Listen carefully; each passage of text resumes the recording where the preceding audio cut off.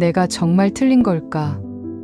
그저 단순한 말다툼이나 충돌로 생각했던 대화가 시간이 지나면서 점점 더 자신을 의심하게 만들고, 나아가 내가 맞다는 확신이 사라지는 경험을 한 적은 없으신가요? 이런 감정이 반복된다면 그것은 단순한 불화가 아닙니다.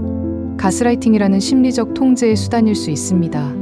가스라이팅은 상대방을 조종하고 자신의 세계관과 감정을 강요하는 행위입니다.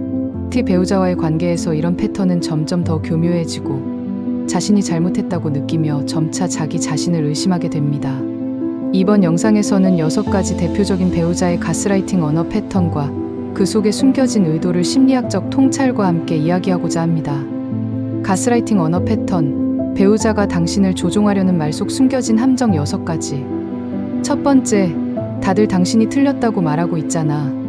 38세 연정 씨는 시어머니와의 갈등을 남편에게 이야기하며 문제를 해결하려고 노력했습니다.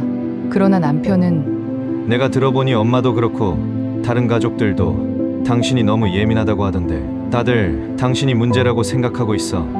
이 말을 들은 연정 씨는 가족 모두가 자신을 비난하는 것 같은 고립감을 느끼며 자신이 틀렸다고 여기기 시작했습니다.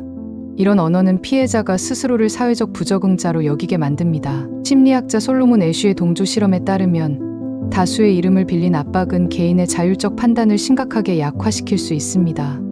이는 나로 하여금 모두가 나를 반대하니 내가 잘못된 걸까? 라는 의심을 불러일으킵니다. 실제로 이 패턴을 반복적으로 경험한 사람들은 자기 의사 결정에 대한 신뢰를 잃고 자신의 생각을 주장하기를 두려워하게 됩니다.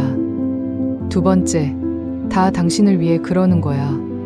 45세 민지 씨는 남편이 자주 자신의 친구들과의 모임을 탐탁지 않아 하며 그 친구들이 당신에게 나쁜 영향을 끼치는 것 같아. 그래서 당신이 그런 사람들과 어울리지 않았으면 해서 그러는 거야.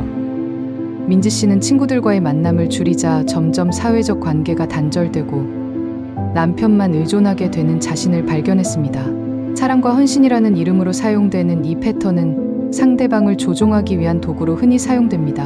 심리학자 알프레드 아들러는 사랑이 통제로 변질될 때 진정한 애정은 사라지고 의존만이 남는다고 말했습니다. 이 말은 배우자가 상대방의 통제 행위를 긍정적으로 받아들이도록 만든다는 것을 말합니다. 널 위해서 친구를 멀리하라는 요구는 표면적으로는 사랑의 표현처럼 보이지만 사실은 피해자의 사회적 관계를 단절시키고 배우자에게 의존하게 만듭니다. 배우자는 시간이 지날수록 자신의 판단력을 잃고 상대방의 말을 유일한 기준으로 여기게 됩니다. 세 번째, 당신이 그런 태도를 보이니까 내가 화를 내는 거야. 50대 여성 경숙 씨는 남편과의 언쟁 중 남편이 큰 소리를 내며 화를 냈습니다. 경숙 씨가 왜 이렇게 화를 내? 라고 묻자 남편은 당신이 그런 식으로 말하니까 내가 화나는 거야. 나도 원래는 이렇게 화내는 사람이 아니야. 이후 경숙 씨는 남편의 감정을 자극하지 않기 위해 항상 자신의 말을 조심스러워해야 했습니다. 이 말은 배우자가 자신의 폭력적 행동을 정당화하고 그 책임을 배우자에게 떠넘기는 대표적인 언어입니다. 이러한 패턴은 배우자로 하여금 자신이 상대방의 감정을 조종할 수 있다고 착각하게 만듭니다. 이로 인해 배우자는 내가 더 잘하면 상대가 달라질까? 라는 비현실적인 책임감을 가지게 됩니다. 존 가트맨 박사는 그의 연구에서 건강하지 않은 관계에서는 분노와 비난이 상대방의 행동에 책임을 묻는 방식으로 사용된다고 말하며 이는 결국 상대방의 심리적 안정감을 파괴한다고 설명했습니다. 지속적인 책임 전가는 배우자가 스스로를 부정적으로 바라보게 만들고 내가 문제다라는 고정관념에 갇히게 만듭니다. 네 번째, 당신은 가족을 생각하지 않는 것 같아.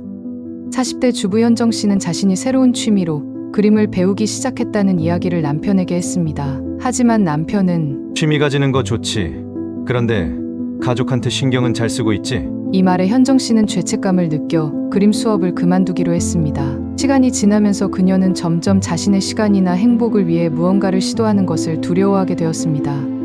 이 말은 상대방이 배우자의 감정을 죄책감으로 몰아가는 전형적인 패턴입니다. 특히 가정 내에서 자신의 개인적 활동이나 목표를 시도하려 할 때 자주 등장합니다. 죄책감은 인간의 행동을 통제하기 위한 가장 강력한 도구 중 하나입니다.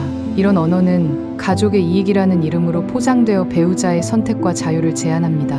이는 미국 심리학자 수잔 포워드가 가족이라는 미명하에 행해지는 심리적 학대는 자유와 개성을 억압하는 가장 강력한 장벽이 될 수 있다고 경고한 것과 같습니다. 상대방이 가족 생각을 안 한다는 말을 반복할수록 배우자는 자신의 목표와 가족 간의 균형을 조절할 수 없게 되고 결국 가족을 위해 개인적 열망을 포기하게 됩니다. 5번째, 당신이 원하는 대로 해. 대신 후회해도 몰라. 40대 현아 씨는 오랜 고민 끝에 아이들에게 더 나은 교육 환경을 제공하기 위해서 이사를 결정하려 했습니다. 하지만 남편은 당신이 원한다면 그렇게 해. 하지만 나중에 아이들이 적응 못하고 실패하면 그건 전적으로 당신 책임이야. 이 말을 들은 현아 씨는 결국 이사 결정을 포기했고 이후 어떤 결정을 내릴 때마다 자신감을 잃고 망설이게 되었습니다.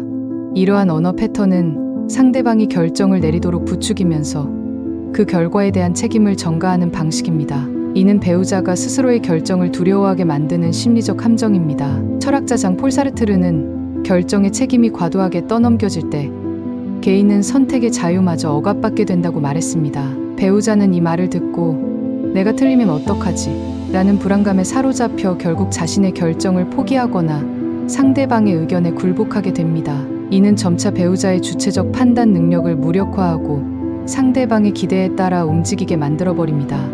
6번째, 나 아니었으면 당신이 어떻게 살았겠어?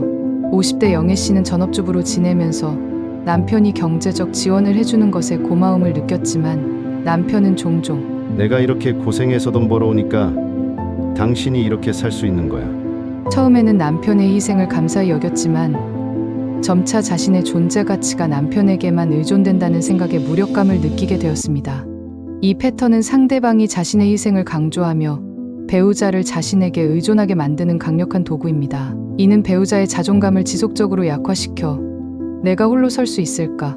라는 불안을 가지게 만들고 상대방 없이 자신의 삶을 상상하지 못하게 만듭니다. 칼 융은 이를 의존적 관계에서 오는 자아의 상실로 정의하며 자신의 존재를 타인의 인정에만 의존하게 되면 궁극적으로 자신을 잃어버리게 된다고 말했습니다. 배우자는 상대방의 희생에 부응해야 한다는 압박감 속에서 자신의 욕구를 억제하고 점점 더 상대방에게 종속되게 됩니다. 가스라이팅은 결코 쉽게 인식되지 않으며 상대방은 점차 자신의 감각을 잃고 의존적인 상태로 빠져들게 됩니다. 그러나 여러분은 언제든지 그 고리를 끊을 수 있습니다. 위에서 살펴본 6가지 언어 패턴은 모두 여러분이 사랑하는 배우자에게서 나올 수 있는 말들이지만 그 말들 속에 숨겨진 의도는 사실 여러분을 통제하고 약화시키려는 전략일 뿐입니다. 자신의 목소리를 다시 찾고 자신의 감정과 결정을 존중하는 것이 바로 회복의 첫걸음입니다. 배우자와의 관계 속에서도 여러분은 독립적이고 건강한 자신을 유지할 권리가 있습니다. 오늘도 함께해 주셔서 감사합니다. 구독과 좋아요, 공유를 부탁드리며 여러분의 의견도 댓글로 남겨주세요. 다음 영상에서 다시 뵙겠습니다.